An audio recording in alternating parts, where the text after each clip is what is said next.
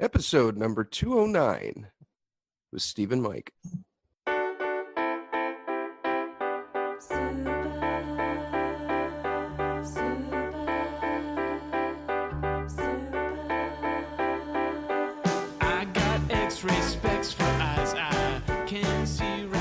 Welcome to the Heads Up Poker Podcast. This is Steve Barton. This is Mike Snyderman. How the hell are we, Mikey? We got a lot to catch up on here. You've already came and went from Vegas, and you're coming out again. I am. Yes. Good trip, right? I mean, you got out of how many people? You got like 31st or something, or what? Yeah, 33rd out of 1,870 in the six max. Saved my trip, so it was. I made about 700 on poker. Okay. So okay. That's. I could justify returning. Yes. I mean, not really. I still don't have enough money. I got on Twitter last night. It was close to begging, but I really wanted to sell 50%. I told before I come, but I think I have 38% sold. Okay. My action, which isn't bad. Yeah. Okay. And if I got 3%. Yeah. Did you get the message from Mike Sully? He wanted to. Yep. Okay. Good. He got a piece. But if I break the first 5 or 6 events, I can just stop playing and grind cash and send everyone their money back with markup. Yeah. But yeah. So how about you, Steve? Are you still? How long are you out there for? I'm out here until probably the 24th, 25th, 26th, something like that. Fuck. The tag team is the 24th, so I'm going to play that with Jason. Ran into Jason at the Wynn very briefly, but said hello. He said the first words out of his mouth, he's all, "We are still playing the tag team, right?" Oh yeah. He's all, okay.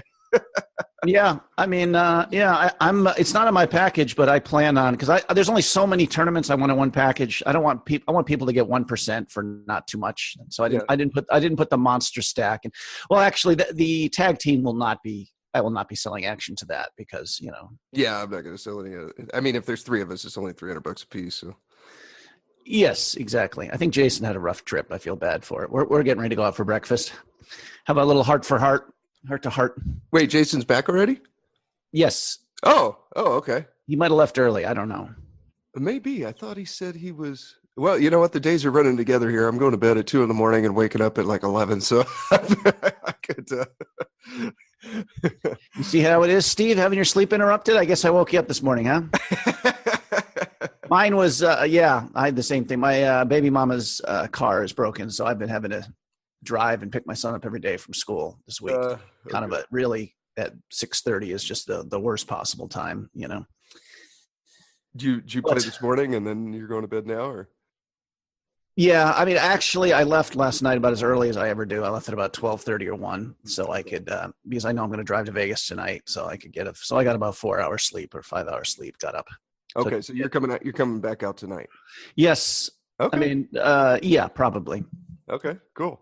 What do you have a place to stay? Did you want to stay here with my brother, or what? I'm definitely staying for a few days with a buddy from who owns a house. He bought a house from. He was a formerly Ocean's 11 player. He's got cool. I'm definitely. I might take you up on that, though. I definitely have made the decision. It's hard because, well, first of all, by next year I will not be a Diamond card member. Okay. Just not that much gambling, so I will no longer get the free Wi-Fi and the free parking and the 5 free nights a month. Yeah. But beyond that, I told myself if I ever go to Vegas, I have to stay off strip. Just stay out of trouble. Okay. No gambling, just, to recharge. So I stayed a few days with him last time, and I think that was beneficial for me. Yeah. Okay. I mean, it's only like a 10-minute drive, you know what I mean? And it's oh, that's nice. Yeah, it's about 25 from where my brother's at to get up to like the Wynn and like that. But I think the other little and I'm definitely only play at the you've always disliked Planet Hollywood. Yeah. And I think Venetian actually, do they have free parking? But I don't want to, like I said, I'm a creature of habit, and I know my favorite parking spots at the Wynn and the Rio. Yes. Both of them might drive up and drive to the top floor of their parking garage and whatever. It's convenient for me. So I've got, yeah, the same thing for me on the Win. I just go to the second floor and there's always a spot right by that walkway. I don't know what it is. Everything will just be packed, but it's like they know I'm coming. There's a spot right there. I back my car in and then I walk to the room like 45 seconds later. It's amazing. It's, I actually have, there's two that I could play today. One is at the Aria. It's a 400, 40K guarantee. And then another one is at Planet Hollywood, and it's a $300, 200K. But is that a one-day tournament? They're both 1 days, yeah. Wow. And I'm like, I just like the Aria better, Right. Not as big of a tournament. I just hate the Planet Hollywood. They make you run through that, little circus of a mall in between the casinos, and you're just so far from parking. Even your 45-minute dinner break, you barely have enough time to go to the car, take a little nap, and then come back. It's just so far. I'm like, I think I'm just going to boycott Planet Hollywood. I'll find. Okay. Well, so how have you done? I know you got one cash at least in one of the daily deep stacks. What's your performance like so far? You won for 6 or something around there? Yeah, something like that. I had let's see, what did I play? I'm putting myself on the spot now. I played the 550 Win, bageled that after about 2 hours. I played a Rio deep stack, bageled that. Then I played another Rio deep stack that starts at like 4 p.m. So they got a 1 p.m. one for 250. That if you go the distance, will go till 8 in the morning. Then they got another one after that. So if you bust that, then you can register at 4 p.m. for one. And then I think they have even another one at like 7 p.m. So I played the 4 p.m. one. Out of 270 something people, I got 21st. So it was a little bit better than min cash, but it felt good to get a cash under my belt. I had a couple of dailies sprinkled in there. The ones that like Andrew Pieper plays, I'm trying to get my stamina up, and the other day it was about a 12-hour session and I felt pretty good. So I feel like, I can play for long duration now. I'm getting my routine down with the timing with the meal plans and all that. And I'm feeling good. It felt good to get that little cash under my belt. Of course you're feeling good, Steve. You're always feeling good. It is the my theme, yes. But it's been fun. I'm excited. I'm gonna go play that $400 Aria today. That one starts in a little less than 3 hours. I assume you're playing the double stack this weekend, the 1K? Yes, the 14th. So tomorrow, Friday, I'm going to be playing the 1K. That's part of the package. It looks like hopefully I'll just run day 2, and then I won't have to play the second bullet the following day, but we'll see. And then I've got an $800 on another bracelet event Sunday. Yeah, 750K guarantee. Then a Win 550, and then the bounty tournament. I'm excited about that one. $1,500, 500 per bounty. Wow, Steve, you're not fucking around this year. You're really hanging your nuts out there. I am. Yes, I am. I sold a little bit more than half of that package. So I sold like 52.5%. So my goal was to sell 50, but then when I was at 47.5 and I'm trying to put myself, I think it was Larry. He said, I want 5%. I'm like, all right, cool. So I took it. Yeah. I got a little bit less than half, but that's all right. All good. I might go out there and try to negotiate a few swaps if I can't sell a little bit more. But like I said, hopefully this will be fortuitous. I'll have a good profitable trip and I'll have more of myself than I was intending. Yeah. Yeah, that was fun sweating you on that deep run, man. It was, there was a point where I'm like, I have to go to bed, but I want to see how he does, And finally at like 11 o'clock at night, I'm like, all right, I got to go to sleep. Yeah, that's like almost the most fun part is having the sweat, the Twitter sweat, and having the investors and people getting excited. And it would have been nice to go a little deeper, obviously. Yeah. Yeah, but you got like what 10K or something out of it? Is that what you got? Yeah, 10,500. So cool. Yeah, it would have been. It looked like it was gonna be something special because I came in with not below chip average. Mm-hmm. And then the first day was just a murderous table. Like Chris Moorman was there and a WP champ. And I was card dead. So I thought I played pretty good just to survive. I mean, I think I got a double late in the day, like ace king against jacks, and, got some shoves through. But day two, the big stack was on my left, and I raised the first couple pots, and he didn't 3-bet me. I'm like, oh, okay. So he did or did not? Did not. Oh, okay. So I thought he'd be kind of jumping right out because we were pretty close to the bubble when day two started. Yeah. So I got that, and then I forget. I got a couple, won a couple big hands, and all of a sudden I had like 800,000, and I was like one of the top chip stacks. But I don't know. I can't even remember where things went poorly. I really just didn't have a lot of big hands. When I say didn't have, I mean, somebody would try to bluff, and I would call with second pair in the river. Those were like the biggest kind of hands I won. Yeah. Which, I don't have to be good there. So that's you're on the right side of variance, obviously, when that stuff happens. But I was just, anyways, Uh-huh. Cool. Hopefully we got a little more to come here. Yeah. Hopefully we can repeat that. I got 3% this time. Yes. I'm excited. I am excited. I swapped 5% with Carlos in that win 550, but he was out before I was. I think he flopped the nuts, and then he had the second nuts by the turn or something, got it all in, and that was GG for him. And then I was shortly after. I did have an interesting hand the other night at that daily. We're getting close to the bubble. There's 35 people left and 33 pay. And I've got about 14 big blinds. I'm on the button.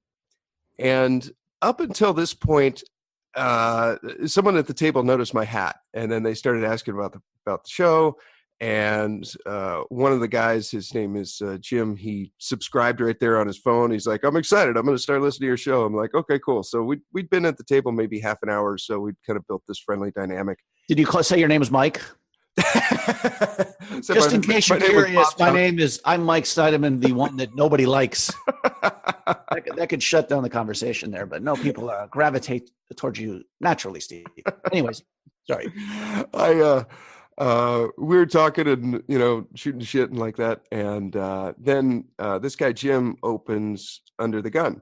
Now, to give you an idea of what we're like here on the bubble, with 35 left and 33 pay, one guy literally has one chip. Okay, so the blinds at this point are 1,000, 2,000 with a 2,000 ante, and he has 1,000 chip. So he has half of a big blind. So that's kind of where a little bit of ICM comes in, I think. Now he's at a different table. Okay, how about this? The guy under the gun. What's your read on him? You know his name, so yeah. He's been playing pretty tight. I mean, the kind of things that let's see, what hands have I seen him show down? I saw him show ace 10. I mean, I haven't seen him get out of line with like a raising with a 9-7 offsuit or something. If he was, I never saw those hands. It looked like when he was opening, he had something decent. He's not doing that under the gun with like a weak ace or something, I don't know. Right away, before you even look at your hand, you should know what your range is here. Mm-hmm. Sitting at the table. I'm thinking I would probably fold I would probably fold jacks and ace king off here. I think I'm queens plus. Wow. Okay. All right. I mean, if you're taking the ICM shit seriously, and I've got a very low bankroll now, so it's time to do that. Played properly, that's probably what it's supposed to be, I think. Right?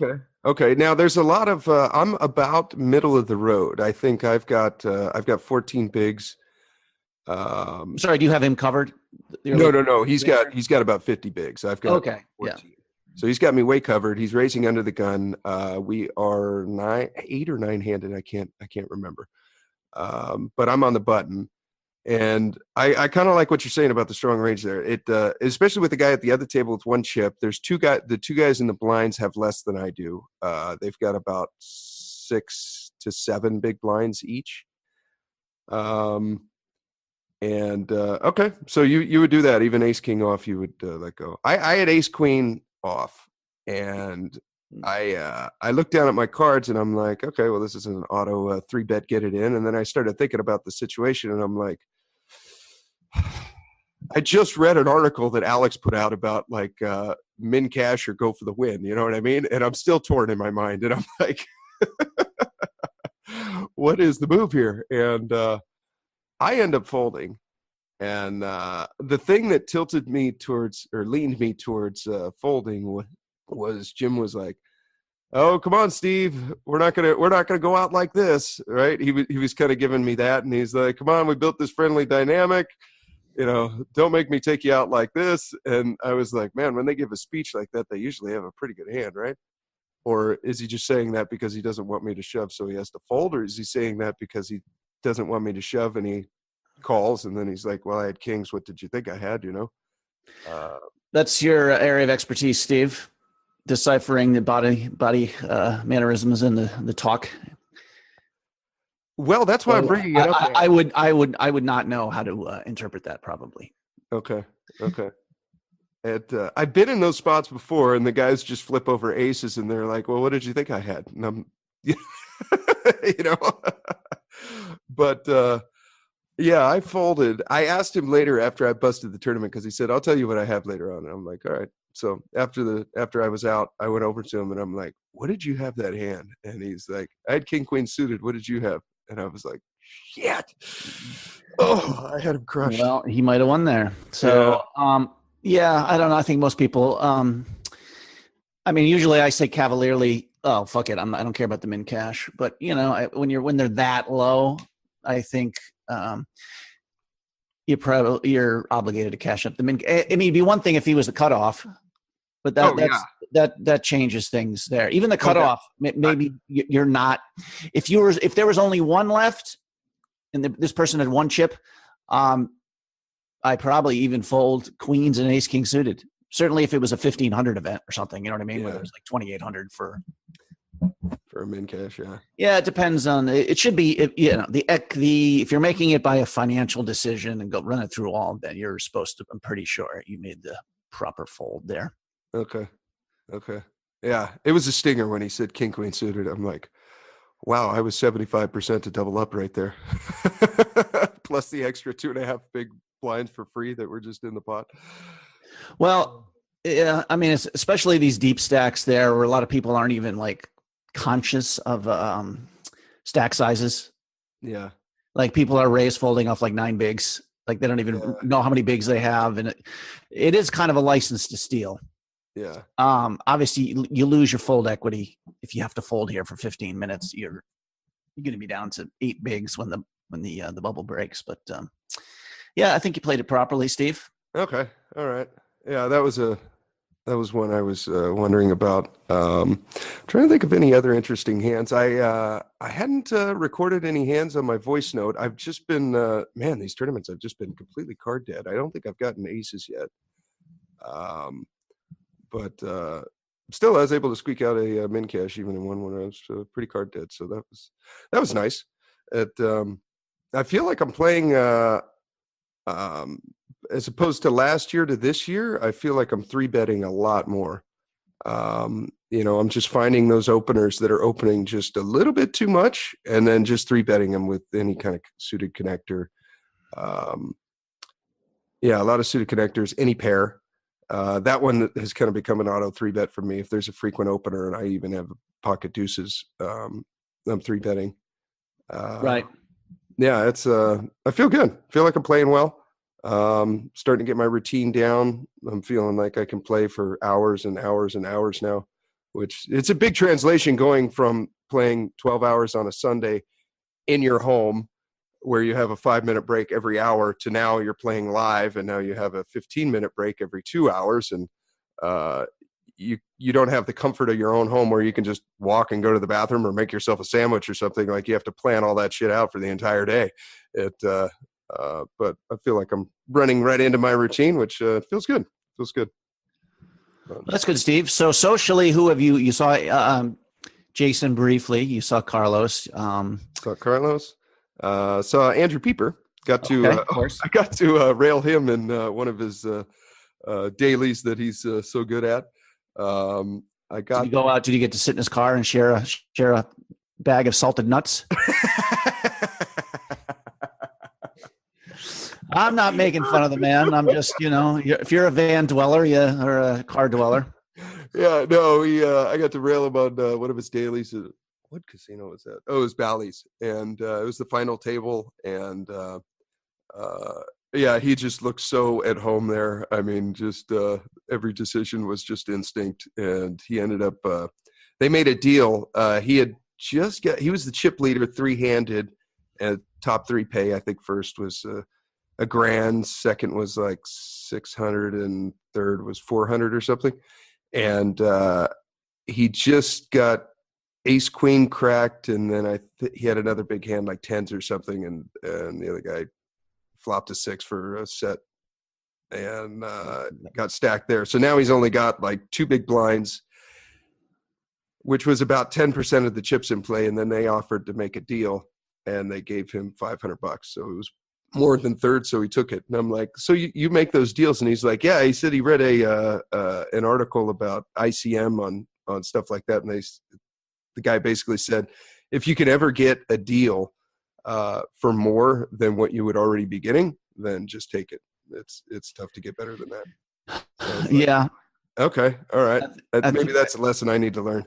I think I talked about that. Yeah, you should be ruthless. It's a skill negotiating. Yeah, that's part of the skill. And I had an epic fail where was it a Labor Day tournament or whatever at Oceans here that I was the chip leader at the final table, and first place was 15,000. Mm-hmm. And we ended up, I said, well, run it through the chip. In my mind, I'm already like, well, I'm going to get like an extra 100 and say 25 from all 8 of them. That makes an extra 1,000. And but they came up and it was like 99,000 something.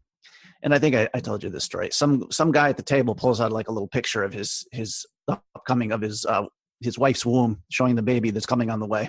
Come on, man. Give me a little extra money for the. Let's make it. He didn't ask for any money, but I was starting to negotiate. He's like, come on, man. They're all looking to me. And I'm like, okay, that's fine. Because I was the chip leader, but I probably had like 30 bigs, who knows, 25 bigs. And everybody else had, 6 to 50. All I need to do is lose one hand. And then you're down to middle of the road. But you should, but I'm the only poker pro there. I shouldn't be negotiating at least, even if it's like $200. Yeah. You know what I mean? There you go. There's my phone bill for 2 months. You know what I mean? Right. It's kind of funny when you talk about making deals too quickly. My buddy sent me an article. It's actually from Jonathan Little, who we had on, mm-hmm. And about making. And he said, do not chop at all for these like smaller tournaments, local, your little local casino. Yeah. And the reason he gave is you need practice on winning tournaments. And playing shorthanded, and that the experience is more valuable. Yeah. Which is easy to say if there's ICM considerations, if you're making a good deal, there's other stuff. But I thought that was kind of an interesting one. Yeah. The experience of winning tournaments, and if you got the big stack, then use it. You know what I mean? Like it's good practice. So that's probably a good point, because really you're just chopping there for pennies when you could be prepping yourself for the final table of a 1K or something. So but again, if you're the guy at the local casino who's you're playing, if you're like Andrew and you're like that's part of your business plan is just value hunting these small tournaments. If you can make yourself with every chop, let's say you're making an extra 50 to 100, $200, that's meaningful. Yeah, true. If you do that 50 times a year, well, there you go. There's $10,000. You know what I mean? So yeah, it depends on what kind of poker player you are, I guess. But yeah, kind of interesting point, I thought. Yeah. So who else? Any family time or what's? Yeah, I had some family time over the weekend. Your parents come out to visit? No, folks aren't coming down this trip. But got to spend some good time with my brother and his wife. Went to a baseball game, like a local the Las Vegas Aviators. They're the AAA ball club. They're farm system of the Oakland A's, and so that was neat to see them, see a ball game. They play a little bit different in AAA. It seems like they not that they don't hustle in the majors, but I think there's something to only making $30,000 a year and just trying to get that shot to make $400 a year. They just seem to push a little more edges than a little less, how can I say it, cautious when sliding into the bases and like that. It just seems like they're just trying to go for it just a little bit more. I kind of like the AAA ball clubs. They're fun to watch. And, so Yeah, that makes sense. yeah. Even making it to AAA, you probably the average player there still only has like a 20% chance of going all the way to the bigs. Who knows? If that, I work with a couple of guys that played AAA for years, and they're like, man, it is so tough because, like, they both said that it's kind of like a good old boys club. Like, you get in good with a coach and he's in the majors and he wants to bring you up for the next year and everything's a green light to go. And then that guy gets fired. And now you're just starting all over. You got a whole nother year in AAA just trying to get up, trying to find somebody else to work your way in. Right. Man, sounds rough. So they ended up giving it up and becoming firemen. But you going to grind any cash out there? It sounds like you really just you're in Zen tournament mode here. That's where you want all your energies to go.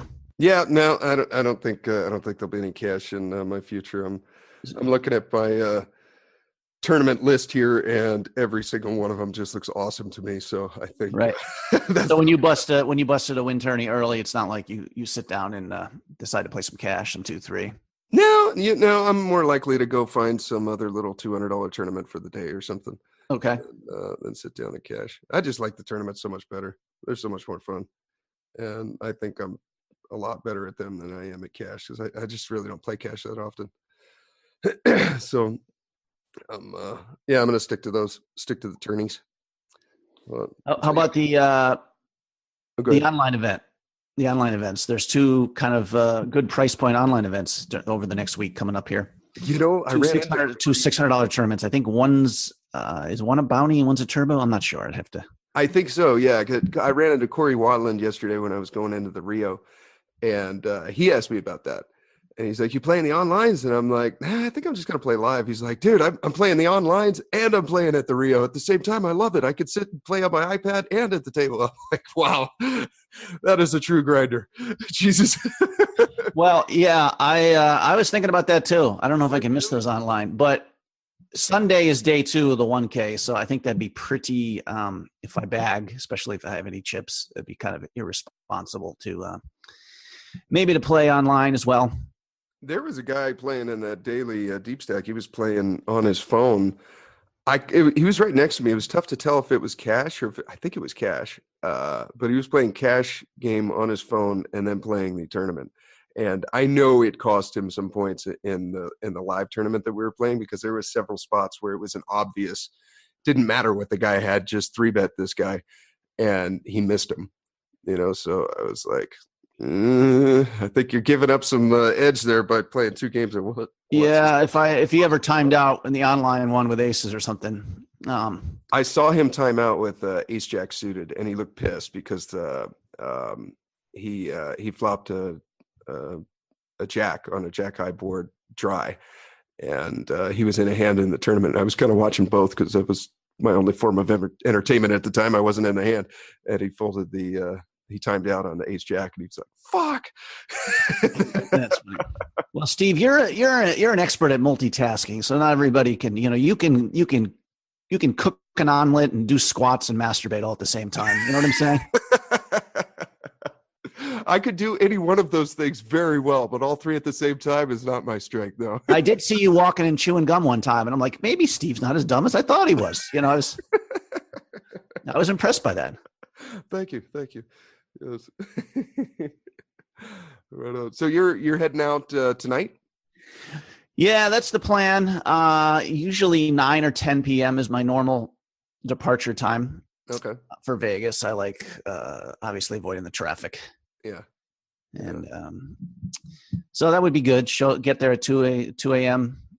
Go to bed, wake up, and be ready for the tournament tomorrow. Right on. Cool. Yeah, I'm gonna. I think this morning I'm gonna scoot over and I'm gonna buy my ticket for the 1K tomorrow, and then I'll go over to Aria and because I don't. It starts at 10 a.m. tomorrow, and I don't want to have to get there at 8:30 and stand in the line. Do you? You should get registered for the what do you call those little kiosks or whatever the things those are, where you can do it online. You know what? Someone told me about that yesterday. They said Daniel Negreanu has like a vlog on how to do it or something. I guess you can get your ticket um, from a kiosk, right? It just charges you 3% because you have to use a credit Yeah, card. Is that that's the part where I guess, especially when I'm staying at the Rio and I can just stroll down to the diamond lot into the diamond area at 2 in the morning after, that you just walk right in. It doesn't really make sense to use the card. Other than the fact, Steve, that I have a 10K card that doesn't have any interest on it for a year. So I'm just gonna, of course, I'll be getting fucked with that when I have 10K on it in a year from now. Yeah, the 3% bothers me. Yeah, because so that seems kind of ridiculous, but especially if you're not, depending on what time you get there, the lines can be outrageous. So you have to go to Bravo Poker and you just put it, and then you have to go down and sort of register your name, I guess, and they want verification with your ID and whatever card you're going to be using. So again, you got to choose that time well, so you're not waiting in line just to do that. But after that, then you just use your credit. Then you just use your credit card or whatever. It's pretty simple. I got one of those credit cards for the Caesars properties because you get free parking after that. Now the stipulation is you got to put $5,000 on it at the end of the year, which is tough for me to do because I have another credit card where I get 2% back on everything that I put on that credit card. This one for the free parking, I got to put $5,000 on that, and I get nothing back. So my thought was when I came out here, I'm like, oh, I'm just going to put all these 1,500s and 1Ks on this credit card. I'll fulfill my $5,000. Done for the year, and then I get free parking the following year as well. Well, they charge 3% for that, so 3% of $5,000 is $150, and I'm like, do I spend more on parking than $150 a year? Probably. If I didn't have this card, I probably would pay more than that. I don't know. I should probably just use the card, get the free parking for the following year, and be done with it. But it is nice having that card. You just scan the card and just go right in. You don't even have to go to those little kiosk things for parking. Sure. I have all this. I think I have shingles. You know what that is? Oh boy, that's like adult chicken pox, right? Yeah, I got to figure out what. Originally, I'm like, I must have poison oak here or something because it started coming up, and then I was at a poker table. I had shorts, and someone's like, "Dude, that's shingles. If it's just down like one leg, like down a nerve or something." Although that's supposed to be pretty painful, and it does get painful sometimes. So I guess that's what it is. Somebody said it could be like herpes. I'm like, no, it's not that. Herpes wouldn't just be in like one localized spot either. I don't think, or it wouldn't show up on my legs. Or I mean, maybe it would. I don't know. Anyway, Steve, I'm a very vain man. So even like just seeing seeing all those red marks on my leg, it's like, oh, this shit's gross. But it is healing. It was rigid when it starts. It's like bubbling. Oh, like blistering, I guess would be the. Oh, bummer. And of course, I'm too stupid. I was rubbing probably the first spot, and then the liquid is spreading on my leg, so it became kind of. I guess I really don't have to. I don't know. Talking about shingles, but just in case. Great pod. It's a happy ending, Steve. It seems to be healing up here. I'm obsessed with it and constantly wiping it with alcohol pads. And did you have to go to the doctor to get it diagnosed? I didn't. I said we WebMD'd this, huh? Is that what we did? I'm as long as it doesn't spread anymore. I said if it spreads one little bit more, I'm going to go to the doctor. But yeah.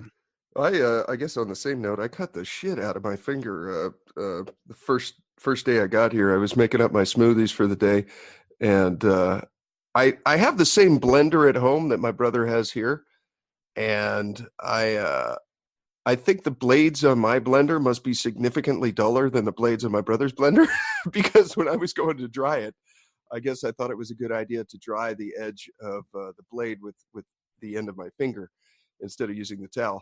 And man, it was to the point to where it was like, okay, I have a tournament in an hour. This is just to the point to where it doesn't quite need stitches, but some butterflies would come in very handy right now. I mean, I'm just bleeding all over. Right. And so I had to go to Walgreens and then get a bunch of Band-Aids and stuff, and it's finally starting to heal up. But yeah, that was. How was the smoothie? It was little full of iron, but it came out. Yeah. That would actually be a good nickname for you, Steve. The Dull Blade. Better than Mid-Cash Barton, huh? Right, yeah. The Dull Blade. Oh, that's great. Yeah. Well, I get to see you soon, Stevie. I guess tomorrow at the. I haven't decided if I'm going to wear like fake beard and mustache just to, Sorry, Steve, couldn't make it. Don't see you anywhere. Yeah, I'm still in San Diego. Don't look around. That'll be cool. You're firing the 1K tomorrow, right? Yes, assuming I get some sleep. I have 2 bullets for that. Okay. Set. If hopefully I'll bag on tomorrow, and then Saturday I can go over and like play a win daily or something like that, just to. Yeah. Yep, that's what I'm looking forward to. I can't wait. So if this show comes out, I'll have to see when Andrew can put it out. But if people still want to buy some of your package, you've got a few percent still available. Yeah, probably. You can contact me. I